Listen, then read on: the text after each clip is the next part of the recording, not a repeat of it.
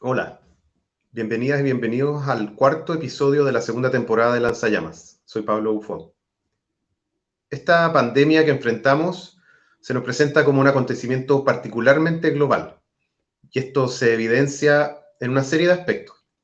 En un primer lugar, la casi total movilidad de personas y de mercancías a lo largo del mundo se presenta como un evidente factor de contagio y de transferencia del virus, de transmisión del virus. Y eso significa que la velocidad a la cual estamos enfrentando esta pandemia es inédita en la historia de la humanidad. Por otro lado, este fenómeno global de la pandemia nos ha evidenciado la fragilidad de la economía capitalista y su incapacidad para enfrentar una crisis como esta, de esta magnitud, sin matar directamente a cientos de miles de personas y poner en riesgo la vida de muchas más. Por lo mismo, eso nos pone en una aparente dicotomía entre la economía y la salud, o la economía y la vida, que es como nos la han querido mostrar, pero en realidad es una contradicción entre esta economía y salvar la vida. Y eso, por lo tanto, tiene el corolario de que necesitamos otra economía. Esa es la posibilidad que nos permitiría ir más allá de esta crisis y superarla efectivamente, porque evidentemente esta forma de producir y de organizar el trabajo no está dando los resultados. Esta tensión entre esta economía, entre salvar esta forma de la economía y salvar la vida de las personas, es una tensión permanente en la economía capitalista, pero que se ha agudizado en las últimas décadas y sobre todo en los últimos años, en que la tendencia ha sido a la baja del crecimiento mundial y por lo tanto a una menor disponibilidad de los recursos, por ejemplo, a manos de los estados para poder llevar a cabo programas sociales que en el pasado habían cubierto algunas de estas contradicciones, algunas de las desigualdades que el mismo capitalismo va generando. Y esta tensión, cada vez más aguda, ha generado una profunda inestabilidad política y social. Por un lado, vemos un giro de las democracias liberales hacia el autoritarismo, que dificultadas de poder gobernar como lo hacían hasta entonces, vemos que toman caminos administrativos y de fuerza, directamente de la represión o a través de decretos para poder gobernar y poder mantener el control social. Y por otro lado, vemos una polarización muy fuerte en lo social que se expresa en proyectos de sociedad o derechamente en procesos de movilización, de rebelión, de revuelta, no solo en Chile, como la que vimos desde octubre, sino en todo el mundo, que van desde las resistencias al neoliberalismo, de un feminismo con perspectiva de la clase trabajadora, hasta sectores, incluso por sectores populares, que se politizan por el lado conservador de la crisis, desde las iglesias evangélicas conservadoras y reaccionarias hasta los proyectos políticos ultraderechistas como el de Trump, Bolsonaro y otros. Y finalmente, también este fenómeno global nos muestra la posibilidad de otra economía mundial y nos muestra que la cooperación internacional y una infraestructura sanitaria global, por ejemplo, podrían ser la solución a esta pandemia. La búsqueda rápida de una vacuna y de tratamiento, poniendo a disposición el conocimiento científico de distintos países, es algo que está permitiendo algunos avances. Y eso parece ser el camino de salida de esta crisis. Hoy día tenemos como invitado a Franck Codichot. Él es historiador, militante del nuevo partido anticapitalista en Francia, y nos conectamos con él desde Toulouse para conversar sobre su lectura de América Latina, sobre cómo podemos ver algunos paralelos entre Chile y Francia en este contexto de pandemia. Hola, Franck. Hola, ¿cómo estás, Pablo? Bien, ¿y tú? Tanto tiempo. ¿Cómo va todo por Bien, allá? aquí estamos en fase de salida de cuarentena gradual y con un poco de sol, así que la gente vuelve a respirar un poco después de 2 meses de cuarentena muy estricta y también de una situación muy complicada en el plano social y político aquí en Francia. Sí, algo hemos visto de eso. Frank, quería que fuéramos directo al grano. Tú has estudiado en los últimos años América Latina y Chile en particular.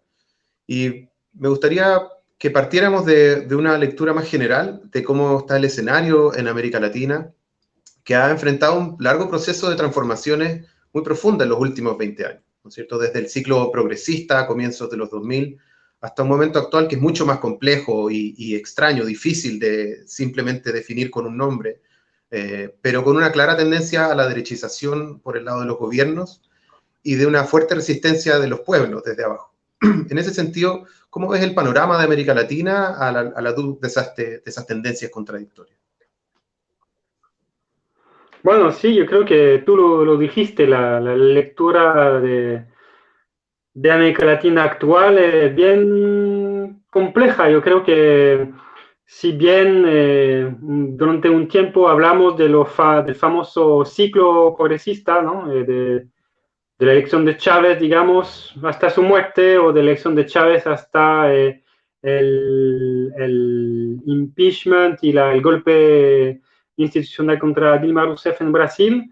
Ahí hubo un periodo de un ciclo, podríamos decir, sí, de bastante estabilidad desde el punto de vista, por lo menos, de la posición del Estado, de la reconstrucción parcial de servicios sociales en parte de América Latina, de cierta mejoría también del plano económico, todo lo que sabemos, ¿no?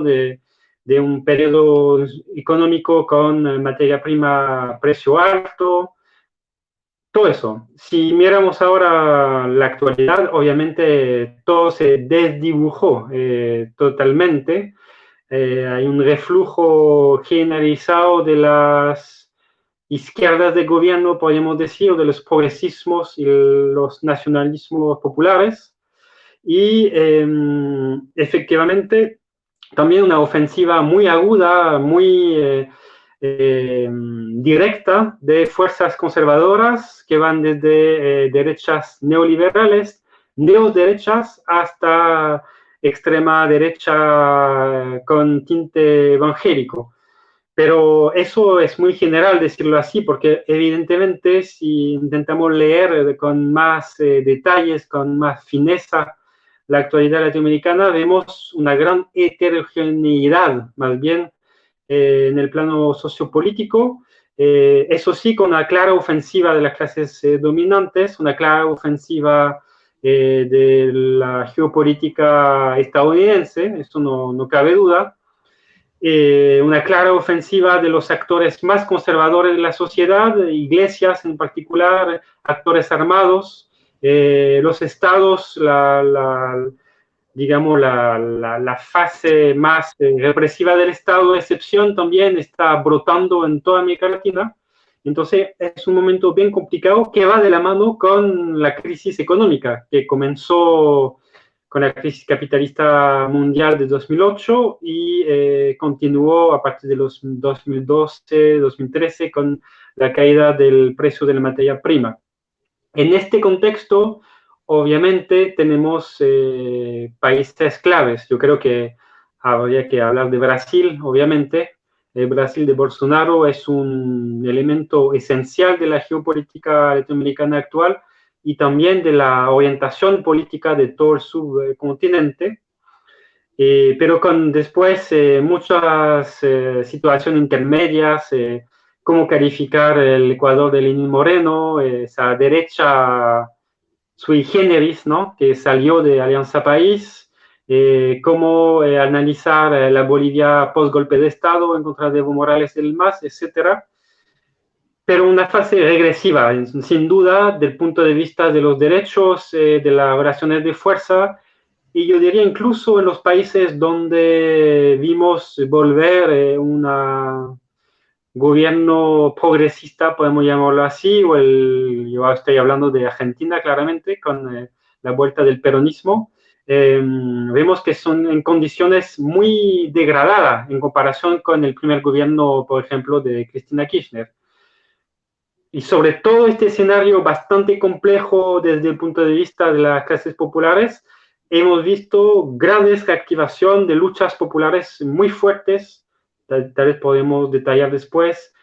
Pienso en la rebelión indígena y de trabajadores en Ecuador, pienso en la larga rebelión del pueblo haitiano y que sigue su curso, obviamente lo que está pasando en Chile desde octubre de 2019, pero también no hay que olvidar las grandes luchas sociales y la huelga nacional en Colombia que hubo hace pocos meses, o resistencia importante de varios movimientos populares en Brasil. O sea, el escenario es bien complejo, no hay una línea clara, y yo creo que la pandemia lo que vino a hacer no es desplazar eso, es un elemento más dentro de un escenario bien turbulento. Claro, de algún modo viene a agudizar algunas de esas tendencias que ya veíamos, ¿no?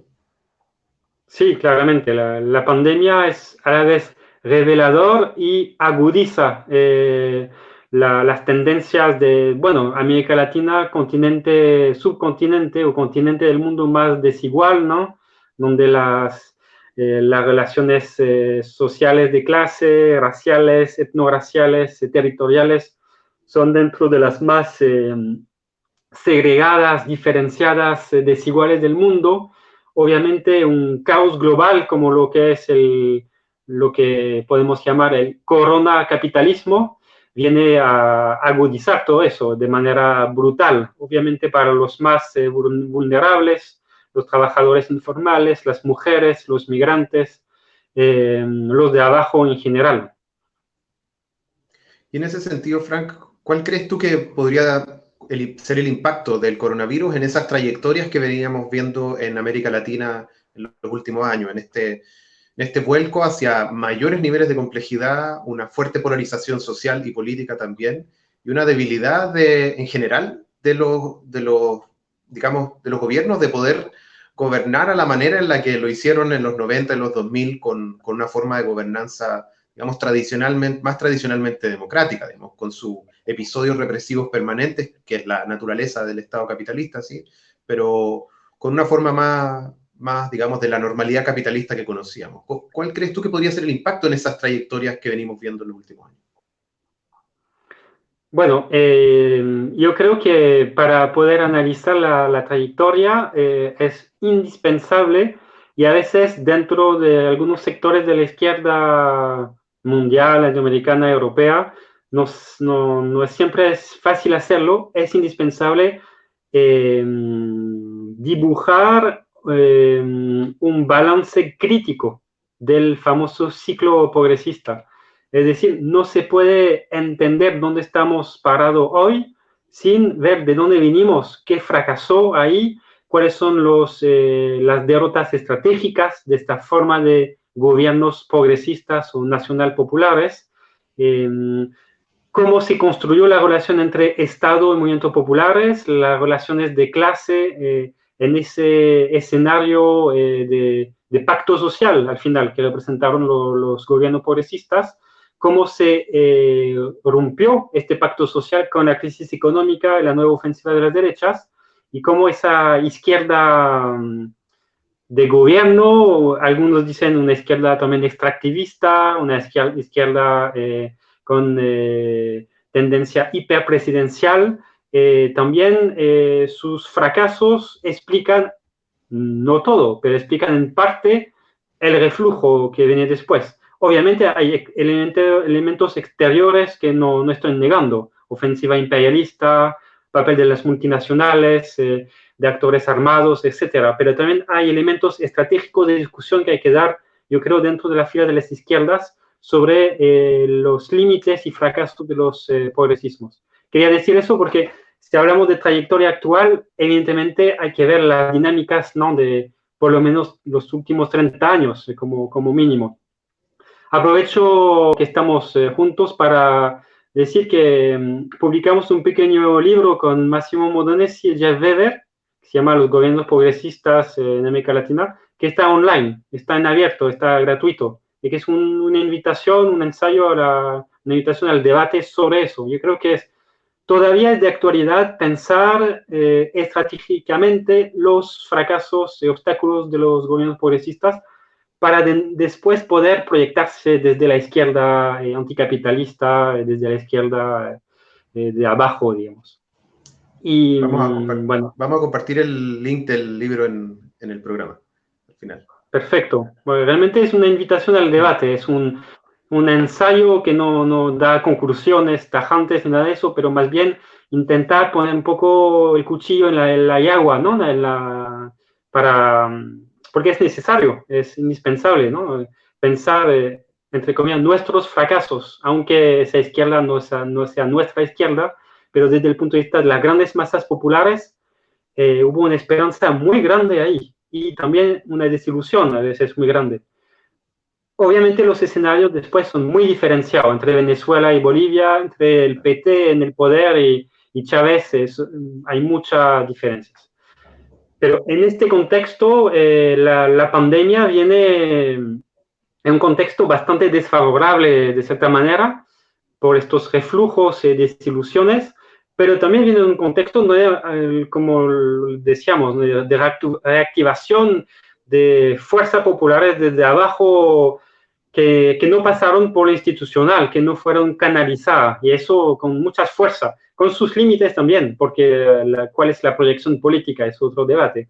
Pero ahí hay una fuerza y la pandemia ha sido instrumentalizada en parte por varios gobiernos ejecutivos, presidentes de la región, como un elemento que permitió un poco intentar opacar, controlar, poner, no sé, una tapa encima de estas ebulliciones de abajo, ¿no? Y se ve claramente en Chile, pero no solamente en Chile, en toda la región, incluso en América Central, vemos elementos de este índole, ¿no? Donde la pandemia, obviamente, hay una crisis sanitaria tremenda, hay necesidad de activación de un estado sanitario urgente, hay necesidad de cuarentenas, etcétera, pero también se ve hasta qué nivel hay instrumentalización por parte del Estado y las fuerzas de poder para reactivar estado de excepción, estado de sitio, militares en las calles, en varios países de la región, en América Central, en Brasil.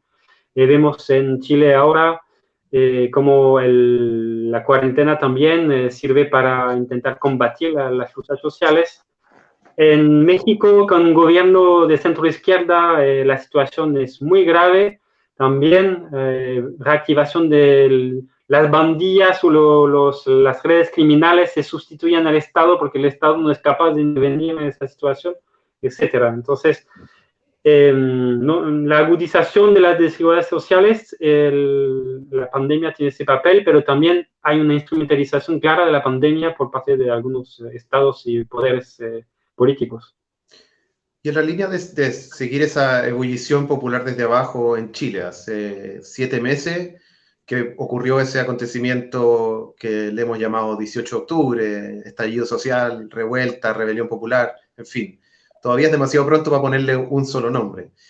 Pero se abrió un proceso que aparentemente agudizó una tendencia de crisis social que venía en camino, que veníamos viendo en un ciclo de movilizaciones con fuerza desde el 2011 en adelante, con temas importantes puestos en el centro de la mesa como las pensiones, la violencia hacia las mujeres y las disidencias sexuales, el rol que tiene la privatización del agua en la crisis ecológica en Chile, en fin, una serie de problemáticas que han estado en la palestra.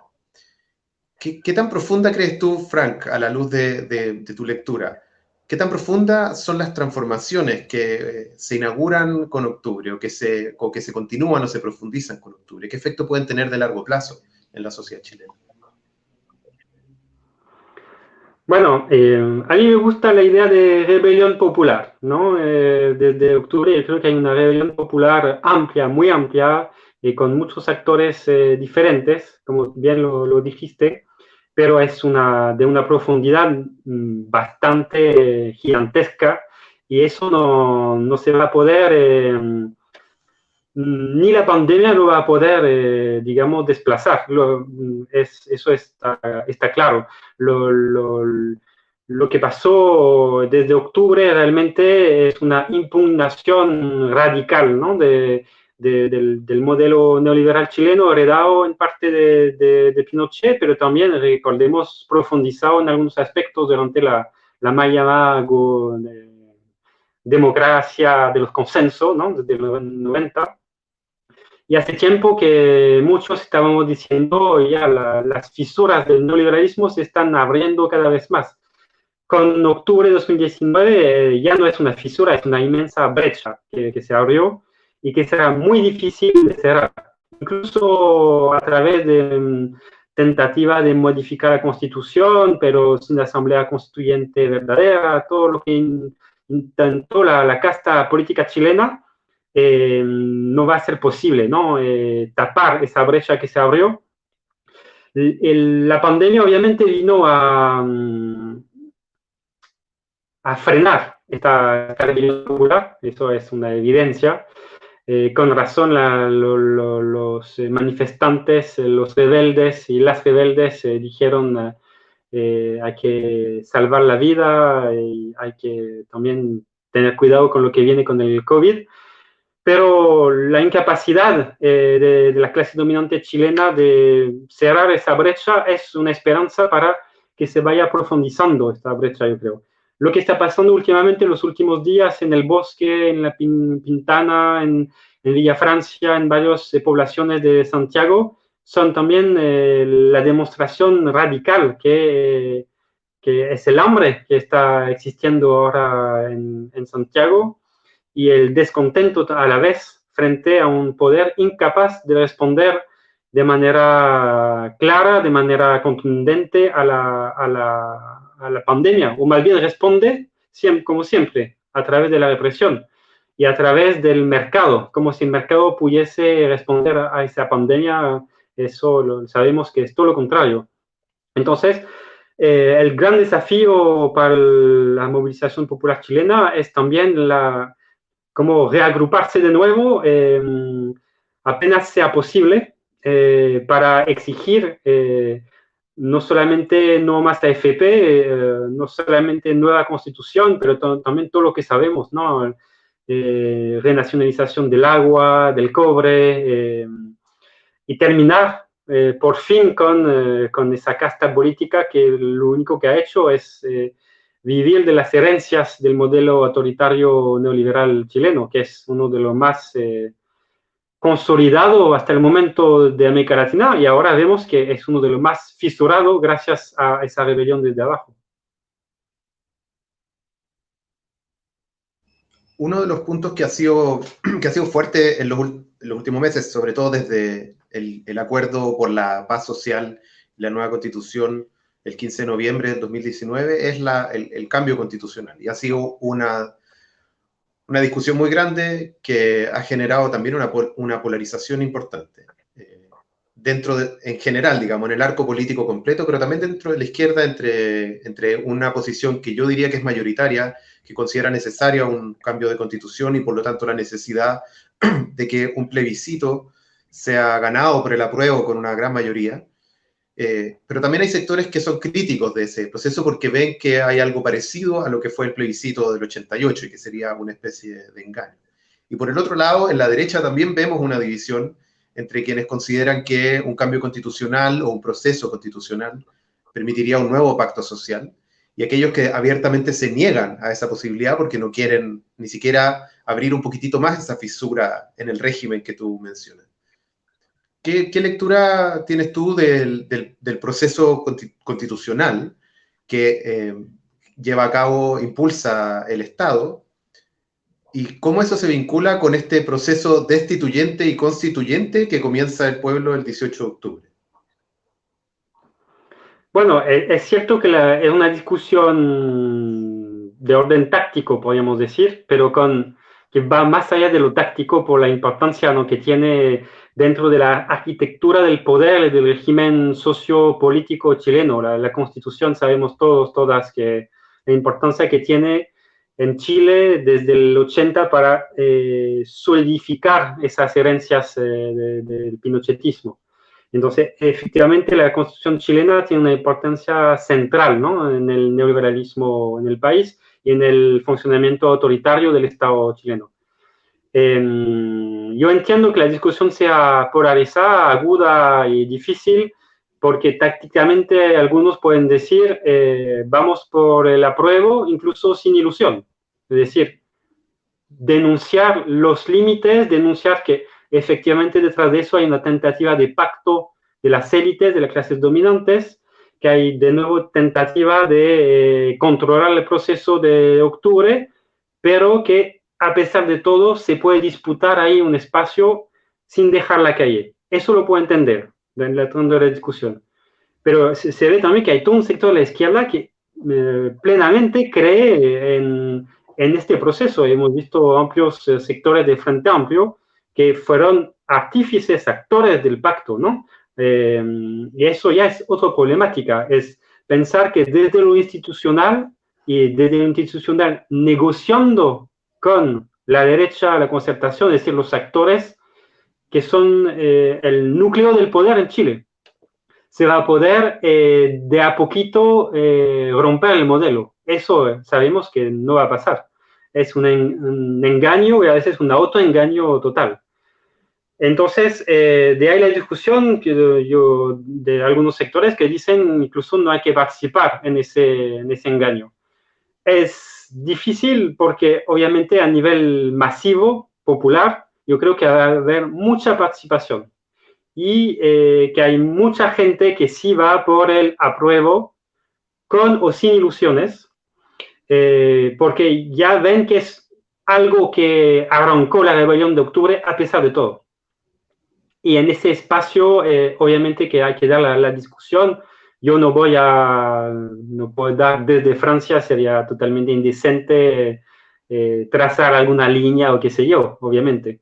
Pero yo entiendo que la izquierda popular, social, radical chilena, esta es la discusión, porque de todas maneras va a ser un momento político, un acontecimiento político en el cual hay que intervenir de una manera o de otra para sacarse de encima todo tipo de ilusión, obviamente, y después hay que decidir si, a pesar de todo, hay que intervenir electoralmente o no en ese espacio.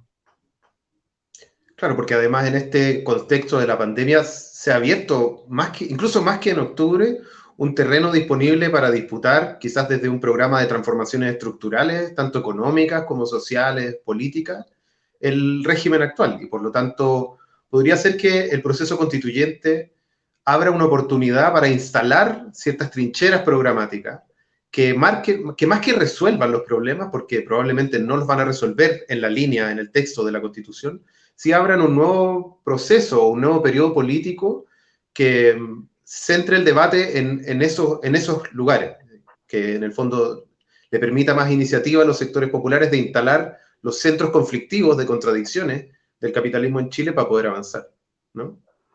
Sí, sin duda, yo creo que de hecho ya está instalado el hecho que ya se está hablando del código de agua de la época de Pinochet, que es una barbaridad, el hecho que se diga que el código del trabajo del 79 hay que terminar con eso, de hablar del papel de las Fuerzas Armadas, de la conformación del Estado, del papel de la propiedad privada y de la posibilidad o no de nacionalizar recursos naturales, bienes comunes. Todo eso es realmente una discusión central que también está instalada a través de la discusión constitucional. Entonces yo creo que de todas maneras hay que intervenir fuertemente en esa discusión, además que se transformó en una discusión masiva, porque durante mucho tiempo esa discusión se daba, obviamente, pero en círculos tan reducidos que no tenía peso político. Ahora, gracias a la rebelión de octubre, se instaló a nivel de masa. Es decir, yo estuve en diciembre, enero, ahora en Chile, y se habla en el barrio, en la calle de esas temáticas. Y gracias a las asambleas territoriales, a la autoorganización, por cierto, se mantiene esa discusión y yo creo que es esencial, ¿no?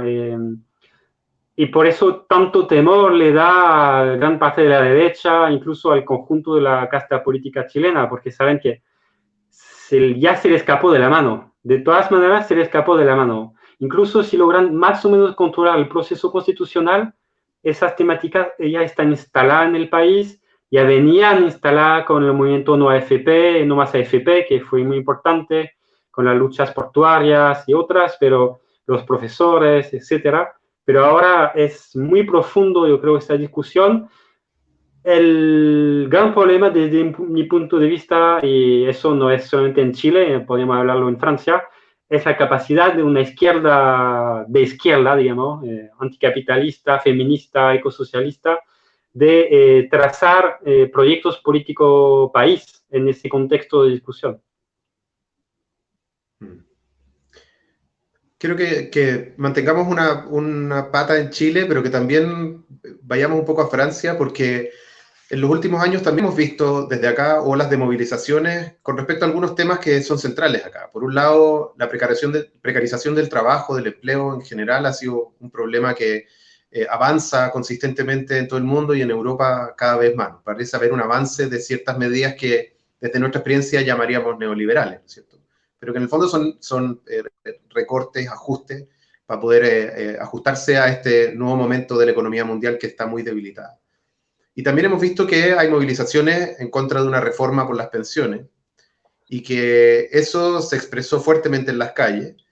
Y también con el fenómeno de los chalecos amarillos que sorprendió a todo el mundo y que a nosotros también desde acá tratábamos de entender dentro de toda su complejidad de los sectores que estaban involucrados, de las fracciones de clase que están saliendo a la calle en ese contexto. Entonces quería preguntarte si tú crees que hay un paralelo entre esos procesos de movilización, entre las reformas de pensiones en Chile y en Francia, y en el fondo en qué se parece o en qué son distintas la rebelión popular de octubre, como tú dices, y los chalecos amarillos o esos procesos de movilización que irrumpen fuertemente en el espacio público sin una dirección tan evidente. Por lo menos yo creo que el 2019 estuvo marcado de manera impresionante por una multiplicidad de revueltas, rebeliones, estallidos populares en todo el planeta. Fue impresionante. Estuvo lo de Ecuador, Haití, Colombia, Chile, que como ya mencioné, pero en Líbano, en Irak, en Hong Kong, obviamente en Francia con los chalecos amarillos. Y hay contextos nacionales sumamente diferentes, pero también hay elementos globales que están ligados directamente a la mundialización del capital y al funcionamiento en crisis del neoliberalismo a una escala ahora global. Y este funcionamiento en crisis lo vemos de manera aún más aguda con la pandemia. Es decir, incluso en países céntricos del capitalismo como Francia, con un Estado que es uno del sexto o quinto más rico del mundo, también los ajustes, los recortes, la precarización laboral, la precarización de la vida de fracciones cada vez más amplias de las clases populares, de los trabajadores, generó este tipo de estallidos y descontento desde abajo, en base muy a menudo a reivindicaciones inmediatas, en el caso de los chalecos amarillos, en torno al precio de la benzina y a los impuestos sobre la benzina. Pero eso se ha visto de la misma manera en Chile con la tarifa del metro, de la misma manera en Líbano, en Haití, etc. Entonces, hay elementos en común. También otros elementos en común es que son sectores a menudo precarizados y poco encuadrados o poco organizados en organizaciones tradicionales, tipo partido, sindicato. No, el movimiento se hace por fuera de estas organizaciones. En Francia, de hecho, eso generó una gran discusión en los sindicatos, porque los sindicatos, al principio de los chalecos amarillos, estuvieron hasta con una hostilidad muy marcada hacia ellos. En la izquierda también. La izquierda, desde la izquierda anticapitalista a la más reformista, hubo un momento de decir, wow, ¿qué es eso? ¿De dónde sale tanta gente que de pronto se pone estos chalecos, ocupa las rotondas, los espacios en las carreteras y en pocos meses ha sido capaz de hacer retroceder Macron, ha sido capaz de obtener centenares de millones de euros de apoyo, a pesar de todo, lo que los sindicatos y nosotros fuimos incapaces de obtener en los últimos 20 años. Entonces, esta fuerza también es una lección para la izquierda, los sindicatos, etcétera, en ese sentido que nuestra forma de organización tradicional está totalmente superada en el contexto de este neoliberalismo en crisis permanente. Recordemos que en Francia estamos con estado de excepción desde hace muchos años, desde los atentados terroristas. Tenemos un estado cada vez más autoritario, donde hay leyes de excepción que fueron integradas a la Constitución, donde tenemos militares en el espacio público de manera permanente. Hay que recordar eso. Los niveles de represión contra los chalecos amarillos, pero también contra el movimiento sindical de las pensiones, ha sido devastador, devastador. Sin los mismos niveles de violencia que hemos visto en Chile, pero con niveles de violencia nunca visto en Francia desde la guerra de Argelia en los años 60. Entonces, hay elementos en común. Este estado autoritario de excepción, el estallido por fuera de las organizaciones tradicionales y los precarizados de la vida del trabajo que salen a la calle.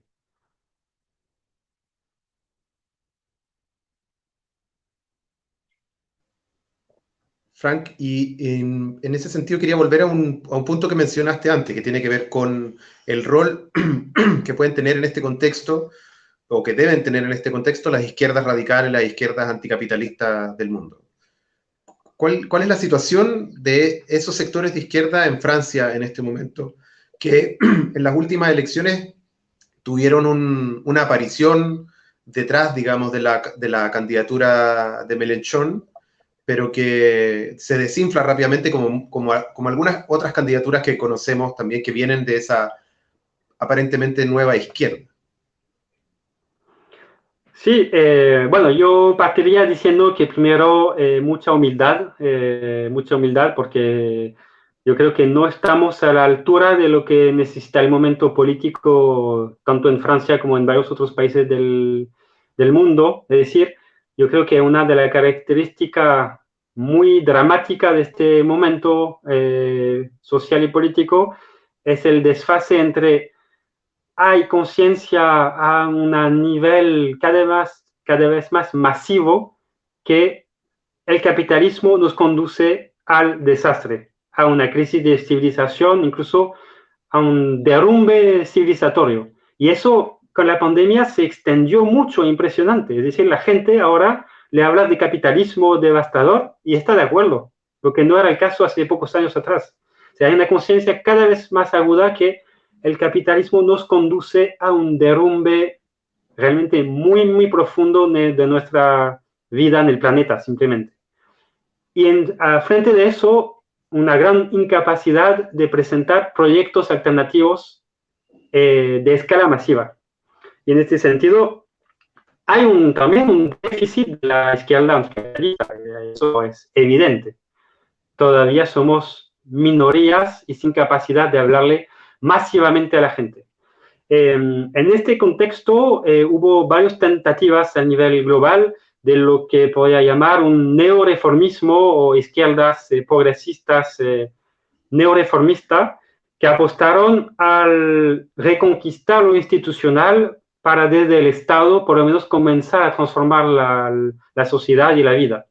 Mélenchon y France Insoumise en Francia, Podemos en España, la tentativa y el desastre de Syriza en Grecia, Frente Amplio en Chile, y así podemos seguir. Es decir, hubo un espacio, ¿no?, entre los sectores más revolucionarios, anticapitalistas, radicales, y la socialdemocracia en plena bancarrota. Ahí se abrió un espacio para formas neoreformistas más institucionales, pero también que supieron entender un poco lo que estaba pasando en la calle, los indignados, etc. También estos proyectos están en crisis ahora. Por lo menos France Insoumise en Francia le cuesta muchísimo reubicarse políticamente, tienen menos acceso a los medios, también menos presencia en los movimientos sindicales y populares, así que hay una real dificultad. En España vemos crisis interna, sectores de Podemos que salen y la mayoría de Podemos que entran gobierno con el PSOE, que de esta manera, si leímos lo que decía Podemos en todos estos últimos años, es una contradicción radical, ¿no? Pero que sí logra implementar algunas reformas desde el gobierno, por cierto. Y el Frente Amplio en Chile, yo creo que, bueno, ustedes saben mejor que yo, pero una crisis tan profunda que casi el Frente Amplio ya no tiene capacidad de intervención política desde la izquierda, de esta manera. Entonces, nosotros apostamos a intentar defender posiciones, sí presentarse en las elecciones, por ejemplo, presentamos como nuevo partido anticapitalista en Francia a un obrero del sector automóvil, Philippe Poutou, que hizo una campaña muy dinámica, que tuvo mucha presencia y que tiene bastante popularidad en el país, pero con resultados electorales ridículos. Y el desafío es que tenemos la certeza que ningún partido en Francia, ni siquiera Mélenchon, obviamente, puede encarnar la alternativa. Eso no cabe duda. Es decir, hay que reconstruir un proyecto anticapitalista amplio y a la vez que no tenga ilusiones sobre la posibilidad de reformar desde abajo, de reformar de a poquito desde la institucionalidad. Es el gran desafío del momento. Y con la pandemia se está dando una discusión bastante interesante, la verdad, con espacios sindicales, sociales, asociativos. Hay incluso una radicalización de ONG impresionante sobre lo que se llama aquí el jour d'après, el día después. Es decir, cómo pensar el día después, porque si no pensamos una alternativa al día después, es decir, volveremos a lo que dice Macron, a lo normal. Pero esa normalidad es el problema. Esa normalidad es lo que ya no queremos. Esa normalidad es la precarización de la vida, es la precarización del hospital, es el neoliberalismo, es una industria que contamina y devasta todo. Entonces, el gran desafío es cómo una izquierda social y política puede conversar más allá de sus diferencias estratégicas, por lo menos para tener frente unitarios para defender un programa mínimo, ¿no? De urgencia social, democrático y ecológico. Dentro de eso, por ejemplo, está no pagar las deudas, que el Banco Central Europeo, entre comillas, nacionalice las deudas y que ya no hay que pagar las deudas. Está terminar con las actividades más contaminantes y ir hacia un programa de transición ecológica con reconversión de los empleos, obviamente, sin despedir a la gente. Está terminar de pagar dividendos a los accionarios, simplemente. Que esta plata vaya para sanidad, para enfrentar la pandemia, para reforzar los sistemas comunitarios de salud. Hay toda una discusión también sobre reforzar servicios públicos, sobre impuestos hacia los más ricos, impuestos muy progresivos hacia los más ricos, prohibición de paraísos fiscales para reorientar toda esa plata hacia una transición ecológica social. Eso no es la revolución, no es romper tampoco con el capitalismo, pero sería ya un plan de urgencia unitario amplio para comenzar a activarlo desde los sindicatos, desde el lugar de trabajo, desde la universidad y como plan de lucha, de cierta manera, en Francia frente a Macron y su mundo. Me llama mucho la atención que muchas de las propuestas que planteas, de estas alternativas que pueden surgir ahí, podrían aplicarse en casi todo el mundo, ¿no es cierto? Y tiene un poco que ver con algo con lo que partíamos el programa de hoy, que es el carácter global de esta crisis, que muestra el carácter global también que deben tener las soluciones. Y en ese sentido parece haber una oportunidad no solo para un programa de transformaciones en perspectiva anticapitalista, o sea, que desde este programa mínimo, al pensar el día después, pensemos en una transformación estructural, sino que también está la oportunidad para que ese programa se piense, se desarrolle y se luche, se combata en perspectiva internacionalista también. Sí, de hecho, es justamente lo que te quería decir, es que esto tenemos se siente fuertemente aquí esa necesidad. Primero a nivel europeo, porque es bastante desastroso la demostración que hicieron los jefes de Estado de la Unión Europea es muy, muy penoso. Es decir, la Unión Europea simplemente no existe.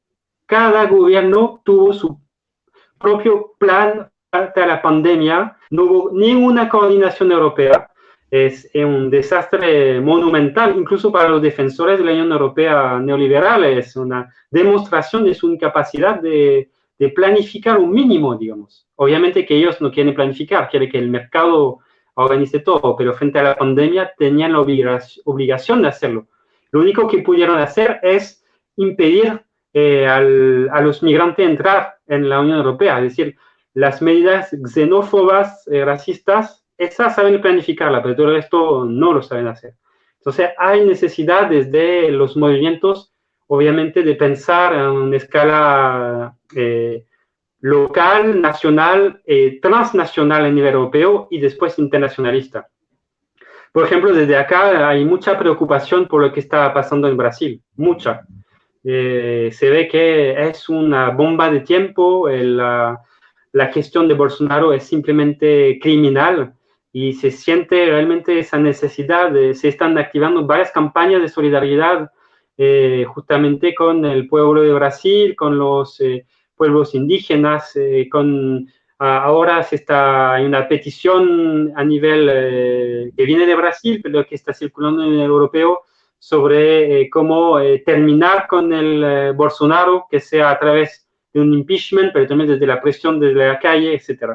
Y yo creo que esta visión es necesaria. A nivel latinoamericano también se echa mucho de menos esa dinámica, ¿no? Yo no estoy dando lecciones porque en el nivel europeo tampoco fuimos capaces de construirlo, que sea claro. Pero también yo creo que a nivel América Latina sería muy necesario reactivar, ¿no?, esa visión nuestra americana para defenderse en ese mundo que viene. Porque, para terminar, aquí hubo toda una discusión, no sé si se da en Chile, que algunos dijeron, ya, con esa pandemia de esa magnitud, vamos a tener una bifurcación. Los estados tuvieron que poner en marcha planes sociales, romper con el dogma neoliberal, va a haber bifurcaciones y es el momento de terminar con el neoliberalismo. Es decir, casi gracias a la pandemia vamos a lograr lo que nunca hemos logrado gracias a nuestras luchas. Yo creo que eso es falso. El mundo que viene, si no hay grandes luchas populares, unitarias y radicales a la vez, es un mundo neoliberal aún más autoritario, aún más de control social, aún más con tecnología de control o represión física directa, y no una gran bifurcación. En 2008, todos dijimos, hasta Sarkozy decía aquí, ya, el capitalismo nos condujo a la bancarrota, hay que pensar otro sistema. Obviamente, apenas terminó la crisis, de nuevo, financiarización, privatización, expoliación. Ahora, apenas termine la pandemia, de nuevo va a partir eso, va a comenzar de nuevo, y un contexto aún más, yo creo, autoritario, porque el avance del estado de excepción es una gran preocupación, yo creo. Los derechos mínimos conquistados están retrocediendo cada vez más. En Chile vemos que están reprimiendo al pueblo mapuche en plena pandemia sin ningún temor y de manera desvergonzada.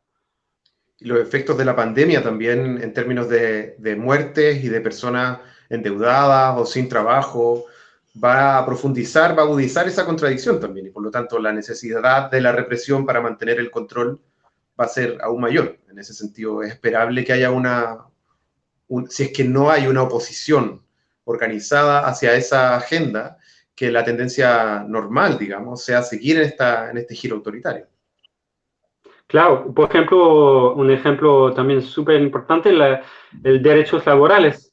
En todos los países, estaba leyendo, todos los países están haciendo lo mismo. En Francia, ahí salió esta semana, están diciendo ya, bueno, hubo cuarentena, el Estado tuvo que gastar varios centenares de millones de euros, entonces ahora hay que recuperarlo. ¿De quién va a pagar la crisis? Esa es la pregunta clave. ¿Quién va a pagar la crisis y la pandemia? Y entonces, ¿qué están diciendo aquí los patrones? Hay que flexibilizar el código laboral, hay que aumentar el número de horas semanales, hay que quitar días feriados, etcétera, etcétera. Y en Chile, bueno, sin hablar, obviamente, donde ya no hay ni ese mínimo de protección laboral que existe en Francia, están aprovechando de manera descomunal para despedir, para agudizar aún más la explotación de la mano de obra. Frank, ya llegamos al tiempo del programa. Quería agradecerte por esta conexión internacional, por esta muy buena conversación y espero que sigamos en contacto. Muchas gracias y un abrazo grande a todos las y los rebeldes de Chile. Chao, Frank. Bueno, ese fue Franco Dichot. Vamos a compartir el link a su libro que comentó. Va a estar en la descripción del video para que puedan descargarlo, difundirlo, comentarlo. Nos vemos la próxima semana en Lanzallamas. Vamos a seguir los días martes y viernes a las 9:30. Suscríbanse a nuestras redes sociales, al canal de YouTube para recibir novedades sobre los videos y otros programas que vamos a seguir haciendo. Sigamos encontrándonos en un momento tan duro como este y organizando la solidaridad y la resistencia en este contexto de crisis. Nos vemos la próxima semana. Chao.